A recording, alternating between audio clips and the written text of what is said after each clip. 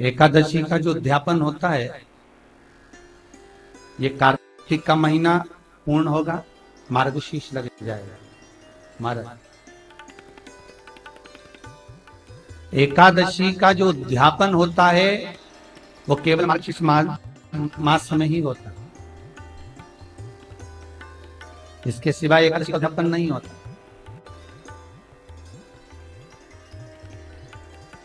अब महाराज, किसी ब्राह्मण से कभी आप लोगों ने इतनी बार उद्यापन की सोची होगी कि मुझे एकादशी का उद्यापन करना है, मुझे एकादशी का उद्यापन करना है, तो कभी किसी ब्राह्मण से जाकर आपने ये नहीं पूछा, कभी किसी ब्राह्मण से जाकर ये चर्चा नहीं करी कि मार्गशीर्ष मास में ही एकादशी का उद्यापन क्यों होता है, बाकी के महीने में क्यों नहीं होता? कार्तिक का बड़ा महीना है, माघ का बड़ा महीना है, और चलो तो चलो वैशाख का बड़ा महीना आ जाता है, अधिक मास का बड़ा महीना आ जाता है। सारे जितने व्रत हैं आपके, चतुर्थी का व्रत हो, छठ का व्रत हो, तीज का व्रत हो, पंचमी का व्रत हो, तुम्हारा अष्टमी का व्रत हो, ये जितने व्रत होते हैं सारे व्रतों का उद्यापन बड़ा महीना देखकर कर दिया जाता है, पर एकादशी का जो उद्यापन है केवल मार्गशीर्ष मास में ही होता है।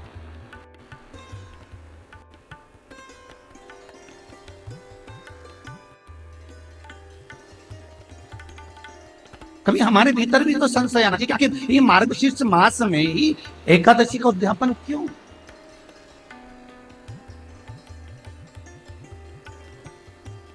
सारे महीने छोड़कर हम मार्गशीर्ष मास का इंतजार करते हैं कि आए, और मार्गशीर्ष मास में आए और हम एकादशी का उद्यापन करें, हमारी एकादशी पूर्ण हो जाए, और मार्गशीर्ष मास का इंतजार करते करते करते करते पूरे महीनों में केवल एक मार्गशीर्ष मास ऐसा होता है जिसमें उद्यापन करा जाता है। और क्यों करते हैं उद्यापन? तो दधिमुख जी की कथा कहती है, जिस दिन मार्गशीर्ष मास की एकादशी का हम उद्यापन जब करते हैं, 26 एकादशियों का उद्यापन जब हम मार्गशीर्ष मास में करते हैं, सारे संत महात्मा जोगी सन्यासी साधक उपासक स्वयं 33 कोटि देवता अर्थात जितनों ने भी एकादशी करी होती है, सारी एकादशियां का पुण्य उस दिन उद्यापन के समय हमारे खाते में लिख दिया जाता है। इसलिए मार्गशीर्ष की एकादशी के ही महीने में, मार्गशीर्ष में ही केवल एकादशी का उद्यापन, बाकी का कोई।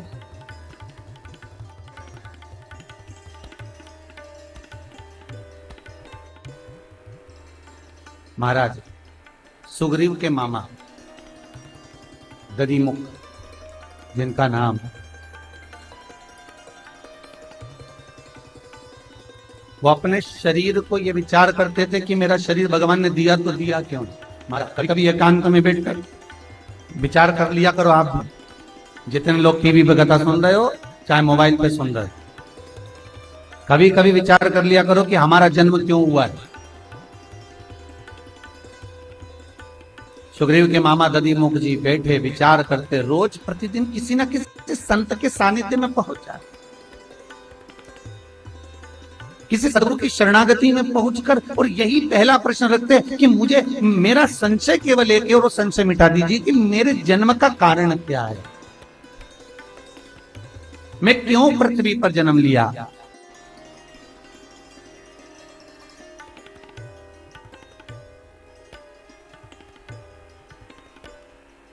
महाराज, तुमने बहुत सारा पुण्य करा होता है तो तुम्हें वैकुंठ का स्थान मिल जाता है। होटल के रूम और वैकुंठ के रूम बिल्कुल लेवल के हैं, जरा ध्यान रखना, बहुत अच्छे से समझ लेना इस कथा को। तो तुम्हें एकादशी का उद्यापन मार्गशीर्ष मास में क्यों मिलता है, क्यों होता है, उसका मालूम पड़ जाए। दधिमुख जी का नियम था संतों की शरणागति में जाना, प्रवचन का लाभ लेना, हर संत से पहुंचकर एक प्रश्न करना कि मेरा शरीर क्यों है। कई लोगों के भीतर इतने संशय भरे होते हैं, इतने संशय, और वो संशय समाप्त ही नहीं होते अंतिम तक भी। दधिमुख जी ने जब बार बार प्रश्न किया, एक बार एक संत की सभा में दधिमुख जी बैठ गए, सुग्रीव के मामा दधिमुख जब संत की सभा में बैठे, संत का आगमन हुआ। आगमन हुआ,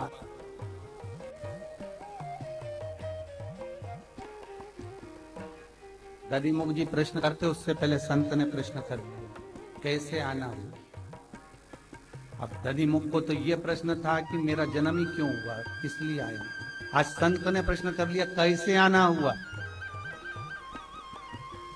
जैसे ही प्रश्न करा संत ने कि कैसे आना हुआ, दधिमुख जी ने एक ही उत्तर दिया, बहुत नाम सुना था तो विचार किया कि एक बार जाऊं मैं आपकी शरण में और कुछ जीवन का, भगवत भजन का लाभ लेकर आओ। दधिमुख जी ने उस दिन किसी संत से प्रश्न करना ही बंद कर दिया कि क्यों। प्रश्न का उत्तर मिल गया।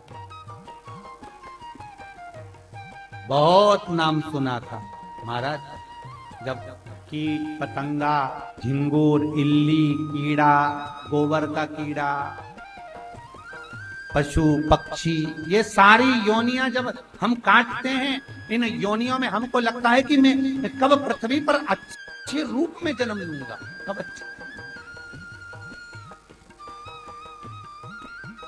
दधिमुख का वो प्रश्न खत्म हो गया। अब वो प्रश्न नहीं बचा कि मेरा आगमन क्यों हुआ है, मैं क्यों जन्मा हूं। क्योंकि संत ने एक प्रश्न पूछा, कैसे आना हुआ। संत सतगुरु कई बार ऐसा प्रश्न कर देते हैं, क्यों साहब कैसे पधारे, कैसे आना हुआ, क्या बात है। महाराज दधिमुख जी को पूर्ण जीवन लग गया ये सोचने में, ये विचारने में कि मेरा जीवन क्यों है, किस लिए आया हूं, किस लिए पहुंचा हूं, ये विचार। जब दधिमुख जी सुग्रीव के मामा जो भगवान की भक्ति में निरंतर डूबे रहते थे, भगवत भजन कीर्तन में, मार्गशीर्ष मास था, एकादशी का दिन था। सुग्रीव के मामा दधिमुख जी ऐसी कोई एकादशी नहीं जिसको छोड़ देते हो। सारी एकादशी में पुण्य करना, दान करना, सत्कर्म करना, भजन करना, कीर्तन करना और नाम जाप में डूबे रहना।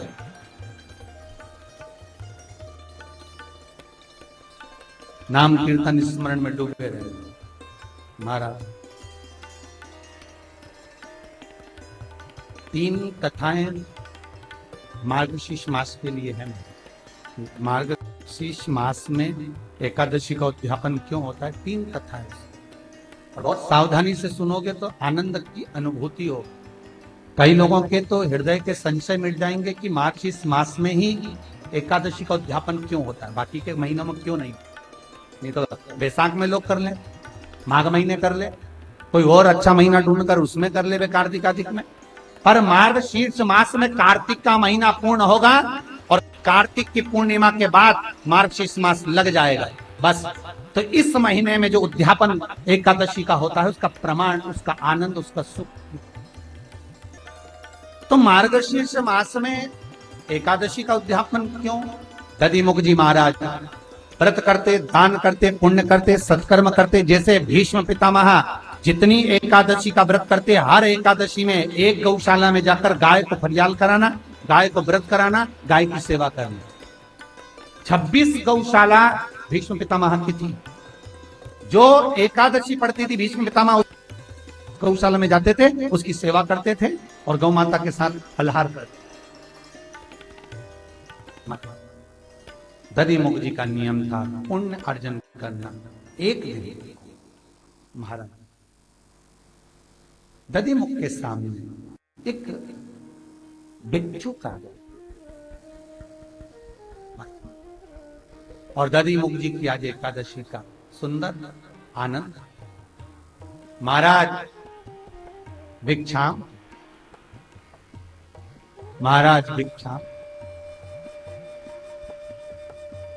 कुछ भिक्षा में दे दीजिए, मुझे भूख लगी है। दधिमुख जी ने भिक्षा मांगने वाले से कहा कि आज तो एकादशी का दिन है और मैं आपको केवल कुछ फलाहार प्रदान कर सकता हूं, कुछ फल दे सकता। आप इन फल का सेवन करिए।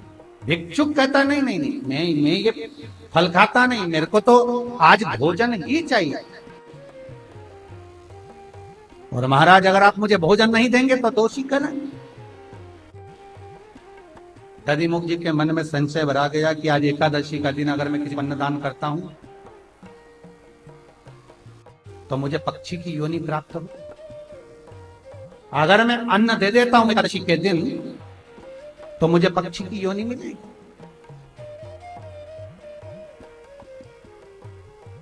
और यदि मैं आज एकादशी के दिन इसको भूखा छोड़ देता हूं तो मुझे नरक का भोग मिलेगा। दधिमुख निवेदन करे, महाराज आपको मैं अन्न तो नहीं दे सकता, हाँ आप यदि कृपा करें तो मैं आपको सुंदर भात फल का ला कर दे सकता हूं, और सुंदर फल ला कर दे देता हूं, फलहार देता हूं, दूध ला कर दे देता हूं, कुछ अच्छी सामग्री बना कर दे देता हूं, पर आप अन्न का भाग नहीं। भिक्षुक तो अड़ गया, मुझे अन्न का भाग दे,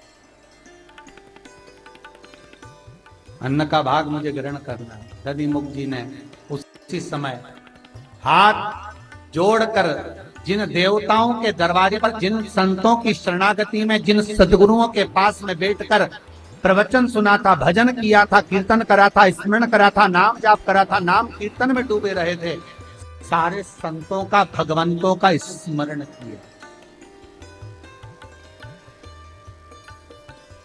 और सारे संत और भगवंत स्मरण कर कर उनका जब स्मरण किया गया तो जितने संतों की एकादशी थी उन सारी एकादशी इस दधिमुख के सामने आकर खड़ी हो गई। देखिए सारी एकादशी दधिमुख के सामने आकर खड़ी हो गई। और खड़ी होकर उन एकादशी ने दधिमुख से कहा, दधिमुख तू चिंता मत, हम सूर्य नारायण से विनती करते हैं और आज का तेरा जो भाग है तो सूर्य नारायण से विनती कर कर, सूर्य की उपासना कर कर, और आज का भाग जो भी है तो दधिमुख चिंता ना कर, सूर्य की साक्षी में तू इसको वचन दे दे कि मैं इसको भोजन कराऊं।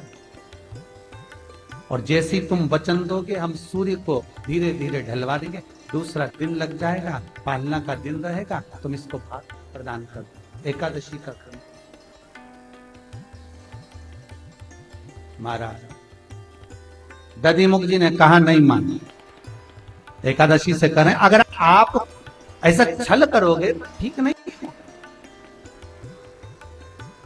एक काम करता हूं, आज मैंने जो जितनी एकादशी करी है उस सारी एकादशी का एक साथ उद्यापन करो, एक साथ उसको पूर्ण कर दो।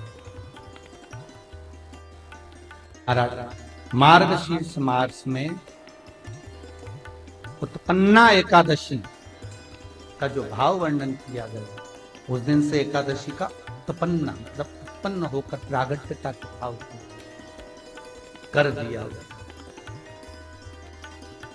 जो भिक्षुक सामने खड़ा था वो भिक्षुक नहीं था, स्वयं नारायण, स्वयं भगवान विष्णु सामने खड़े थे। और खड़े होकर एकादशी उनके नजदीक में खड़ी थी और तुरंत नारायण ने कहा, सुन दधिमुख, इतनी एकादशियां हैं, 26 एकादशियों के लोग व्रत करेंगे, पर इस मार्गशीर्ष में तूने मेरा स्मरण कर कर सारे संत महात्मा जोगी सन्यासी तपस्वी साधक उपासक जितने भजनावली कीर्तनीय जितने भी हुए हैं सबका तूने स्मरण करा है, सबको तूने विराजमान करा है, सबको तू लेकर आया है। इसलिए बस यही महीना ऐसा होगा जिसमें एकादशी का उद्यापन होगा और एकादशी पूर्ण रूप से तुम्हें वर प्रदान। कितना सुंदर कहा है महाराज। पूरे महीनों में केवल एक मार्गशीर्ष मास ऐसा होता है जिसमें उद्यापन करा जाता है। और क्यों करते हैं उद्यापन? तो दधिमुख जी की कथा कहती है, जिस दिन मार्गशीर्ष मास की एकादशी का हम उद्यापन जब करते हैं, 26 एकादशियों का उद्यापन जब हम मार्गशीर्ष मास में करते हैं, सारे संत महात्मा जोगी सन्यासी साधक उपासक स्वयं 33 कोटि देवता अर्थात जितनों ने भी एकादशी करी होती है, सारी एकादशियां का पुण्य उस दिन उद्यापन करते समय हमारे खाते में लिख दिया जाता है। इसलिए मार्गशीर्ष की एकादशी के ही महीने में, मार्गशीर्ष में ही केवल एकादशी का उद्यापन, बाकी का कोई।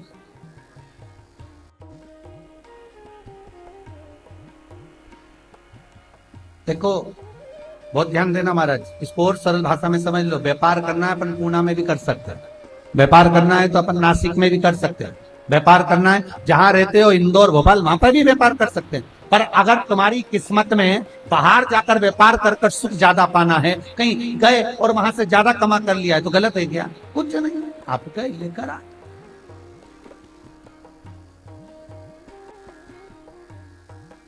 उसी तरह सारी एकादशियों का पुण्य अगर हमें एक साथ प्राप्त करना है, सबकी एकादशियों का पुण्य प्राप्त करना है, तो केवल मार्गशीर्ष, उसका सुख, उसका आनंद 4 गुना है।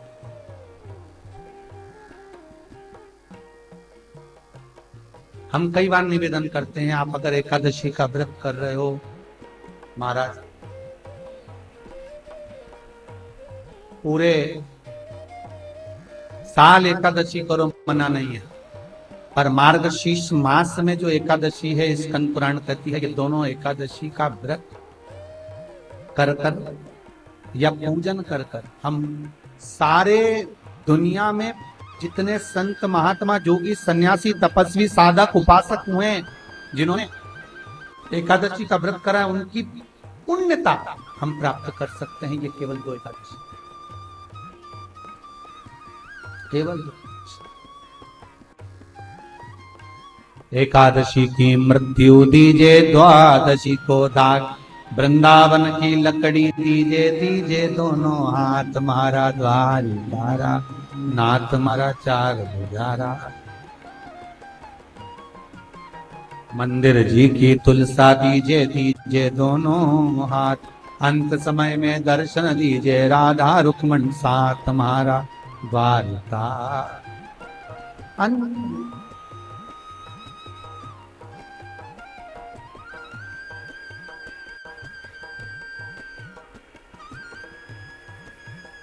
महाराज एकादशी कौन कौन करता है? अग्नि पुराण, स्कंद पुराण स्पष्ट कहती है महाराज, भगवान विष्णु से लेकर लक्ष्मी जी ने नारायण से कहा आज एकादशी है, आप व्रत करेंगे? भगवान विष्णु बोले करने को तो कर लूं, मना नहीं, पर दिक्कत इतनी सी है, अगर मैंने एक दिन भी एक निवाला नहीं पाया तो संसार का ना जाने कितना जीव भूखा मर, कितना।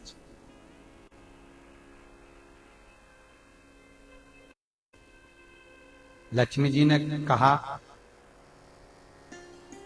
तो मैं व्रत करूं कि ना करूं? नारायण के शब्द सुनिएगा महाराज, स्कंद पुराण, विष्णु पुराण, अग्नि पुराण।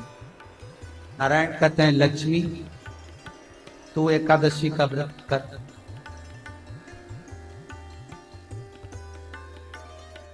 मेरे करने से क्या फल होगा? भगवान विष्णु अपनी पटरानी लक्ष्मी से कहते हैं, अपनी धर्मपत्नी से कहते हैं, लक्ष्मी नारायण अगर एक क्षण खाया बिना रह जाए तो पृथ्वी पर अनाज उत्पन्न नहीं होता, जमीन पर जो बीज बोया जाता है वो बंजर हो जाता है। अगर नारायण ना खाए तो अन्न का भाग मिलता नहीं है। संसार का लोग जलचर, थलचर, वायुचर सब भूखे मर जाए। और लक्ष्मी अगर तू एकादशी का व्रत करेगी, अगर नहीं करती है तो जितने माताएं, जितने पुण्यवान जीव एकादशी का व्रत कर रहे हैं घर में तू प्रवेश नहीं कर। अगर तूने एकादशी का व्रत करा है और संसार का कोई मानव, चाहे जलचर हो, थलचर हो, वायुचर हो, जीव किसी भी तरह से अगर एकादशी का व्रत कर लिया है तो तू कम से कम उस घर में प्रवेश तो कर जाए। इसलिए तेरा एकादशी का व्रत करना है।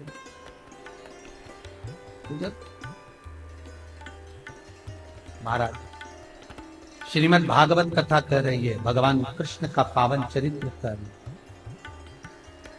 रुक्मणी और सत्यभामा, कालंदी, मित्रबंधा, लक्ष्मणा, सप्तमी सब संपूर्ण रूप से एकादशी का व्रत करते हैं। भगवान नारायण की यहाँ पद्मावती, श्रीदेवी, भूदेवी सब एकादशी